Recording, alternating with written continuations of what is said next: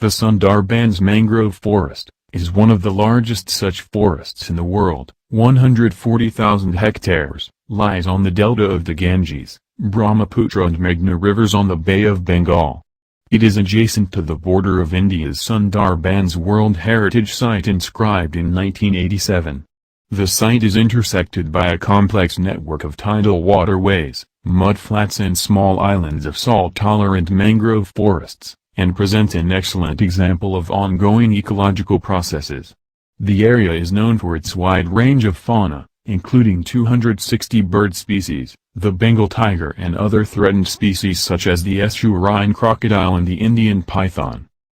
The Sundarban's Reserve Forest, SRF, located in the southwest of Bangladesh between the river Bailswar in the east and the Haranbanga in the west, adjoining to the Bay of Bengal, is the largest contiguous mangrove forest in the world.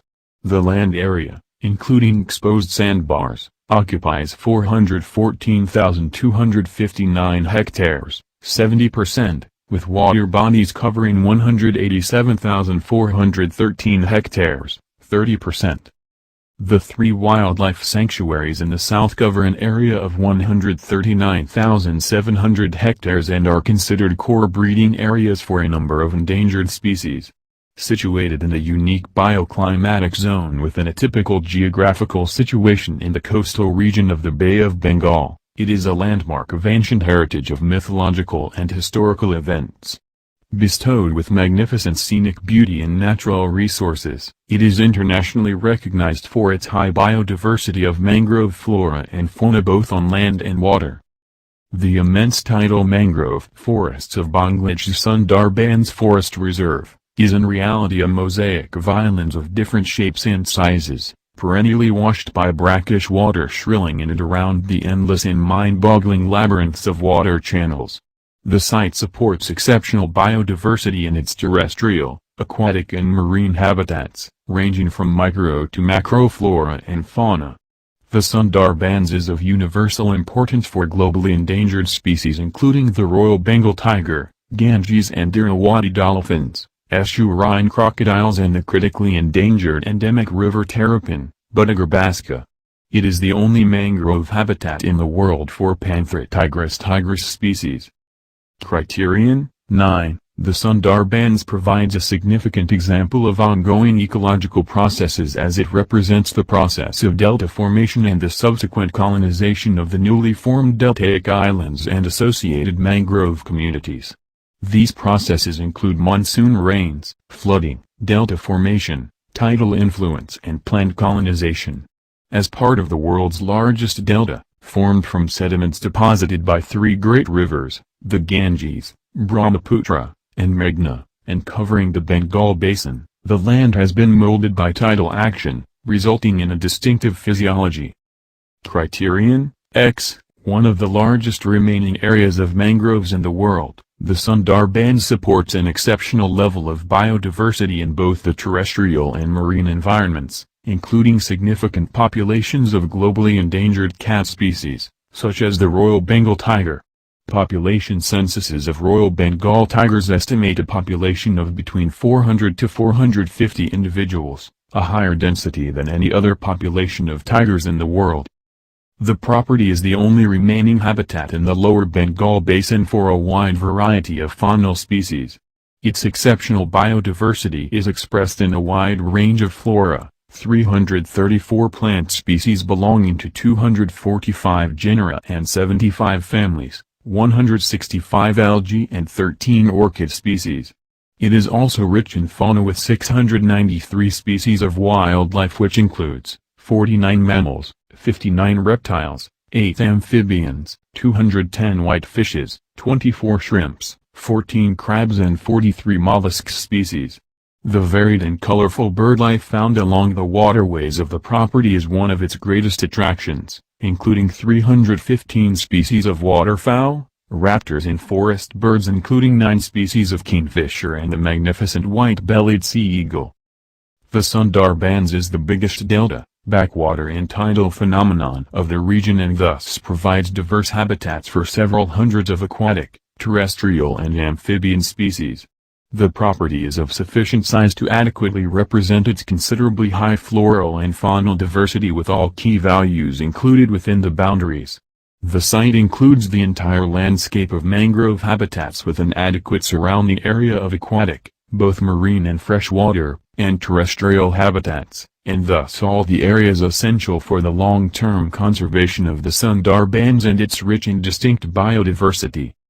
The World Heritage Property is comprised of 3 wildlife sanctuaries which form the core breeding area of a number of species of endangered wildlife.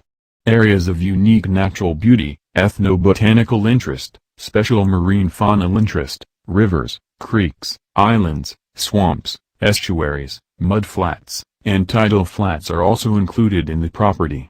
The boundaries of the property protect all major mangrove vegetation types, areas of high floral and faunal values and important bird areas. The integrity of the property is further enhanced by terrestrial and aquatic buffer zones that surround, but are not part of the inscribed property. Natural calamities such as cyclones have always posed threats on the values of the property and along with saline water intrusion and siltation, remain potential threats to the attributes. Cyclones and tidal waves cause some damage to the forest along the sea-land interface and have previously caused occasional considerable mortality among some species of fauna such as the spotted deer. Overexploitation of both timber resources and fauna, illegal hunting and trapping, and agricultural encroachment also pose serious threats to the values of the property and its overall integrity. The property is composed of 3 wildlife sanctuaries and has a history of effective national legal protection for its land, forest and aquatic environment since the early 19th century. All 3 wildlife sanctuaries were established in 1977 under the Bangladesh Wildlife Preservation Amendment Act, 1974, having first been gazetted as forest reserves in 1878. Along with the Forest Act, 1927, the Bangladesh Wildlife Preservation Amendment Act 1974, control activities such as entry, movement, fishing, hunting and extraction of forest produces. A number of field stations established within Sundarbans West assist in providing facilities for management staff. There are no recognized local rights within the reserved forest with entry and collection of forest products subject to permits issued by the Forest Department.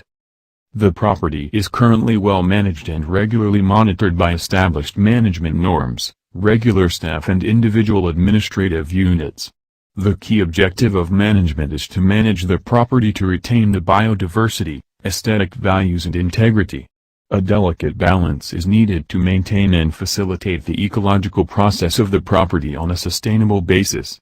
Another key management priority is the maintenance of ongoing ecological and hydrological process which could otherwise be threatened by ongoing developmental activities outside the property.